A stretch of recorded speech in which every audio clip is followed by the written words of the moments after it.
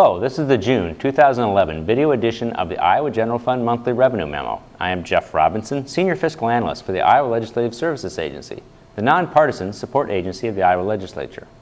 This video covers the month of June 2011 and the 12 months that compose cash fiscal year 2011.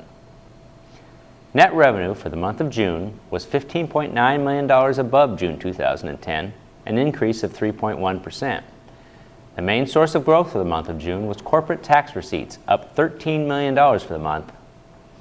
Although the overall growth level for net revenue was low in June, sales and use tax increased 3.3%, and individual income tax withholding increased 5.8%, indicating that the two main drivers of general fund revenue are still solidly positive. Excluding transfer revenue, the cash fiscal year ended up 6% compared to fiscal year 2010.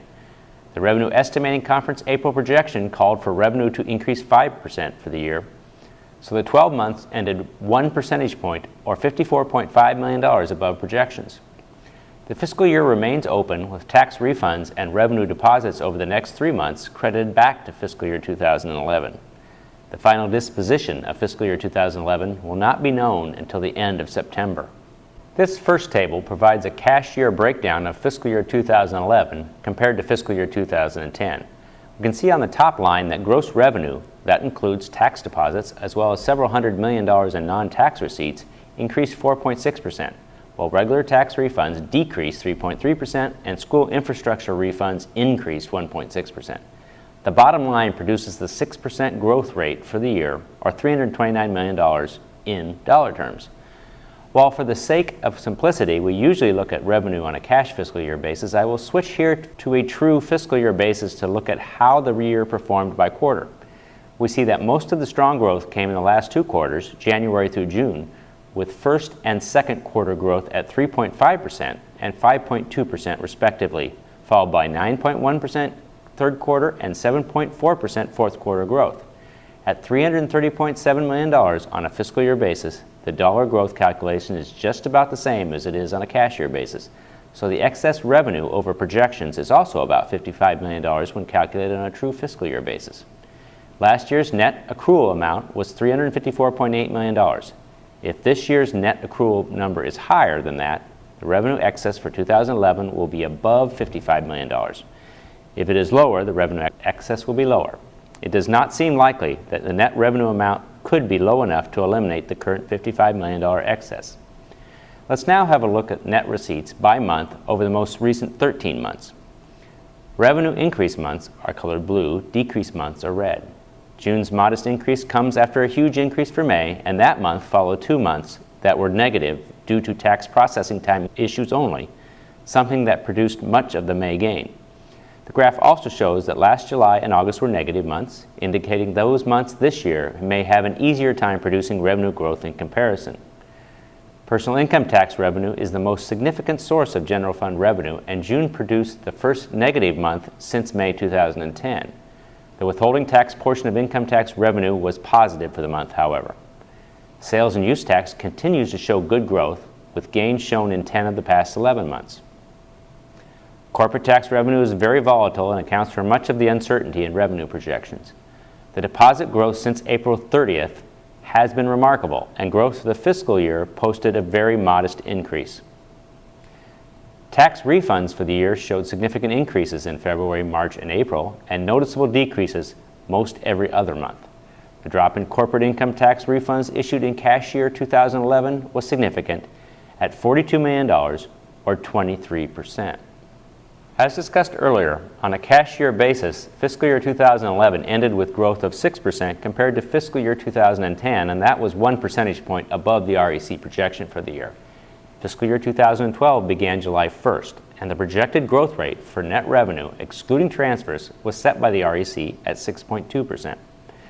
Continued strong revenue growth will depend in large part on continued job growth. The most recent 3 months of seasonally adjusted non-farm jobs data for Iowa indicate employment is about 10,000 above the same months last year, or about 0.7%. At that rate of growth, Iowa would not reach its pre-recession peak employment level for another 4 years. This chart provides a comparison between the recent recession and other recessions that occurred since 1980. The chart is calculated off of the pre-recession 12-month average non-farm job numbers for Iowa, and the lines represent the number of jobs lost from the peak until the month the state once again achieves the pre-recession employment level. The chart is actually based on the percent of peak jobs lost and then converted to October 2008 job numbers. This allows equal comparison across the time frame by adjusting for employment level differences. This is to say that the recessions of the early 1980s did not result in 140,000 jobs lost as depicted in the graph, but the recession did result in the equivalent of 140,000 jobs lost in today's job numbers. The chart shows the current employment recession has reached its 31st month, with employment having peaked in October of 2008. The maximum loss was 58,800 jobs by the 23rd month, that being September 2010. The recession of the early 2000s is depicted as the red line. We see that the most recent recession experienced much sharper job losses, but reached its maximum impact much quicker than the early 2000s recession. The twin recessions of the early 1980s in terms of percent of jobs lost was much more severe in Iowa than either of the two most recent recessions. Note that the recession of the early 1990s is not depicted, since non-farm employment in Iowa really did not decline during the early 1990s. The black line is currently 52,400 jobs below the October 2008 peak in the 12-month employment average. When we look at the same information for the U.S. non-farm employment levels, we see a much different pattern across all recessions. The first recession of the early 1980s did not impact peak U.S. non-farm employment much, but the second 1980s recession did. Those two recessions are depicted in dark blue. The light blue line is the early 1990s recession, and the red line the early 2000s. The black line depicts the recession that officially began in December of 2007, and the U.S. employment 12-month peak was April 2008.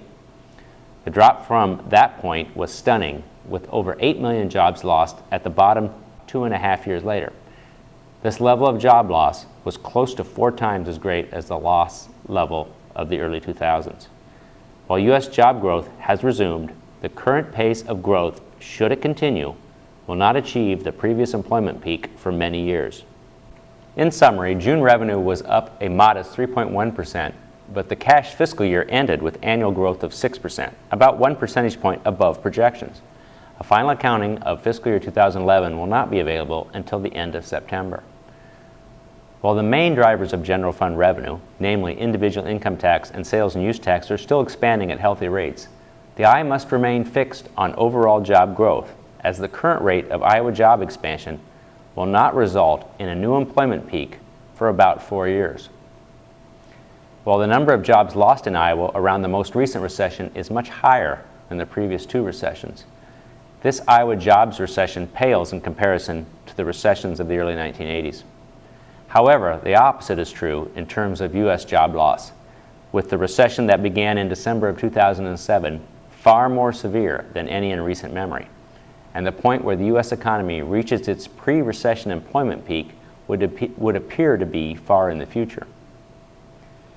I thank you for your interest in Iowa General Fund revenue, and please check out the next monthly revenue memo in early August.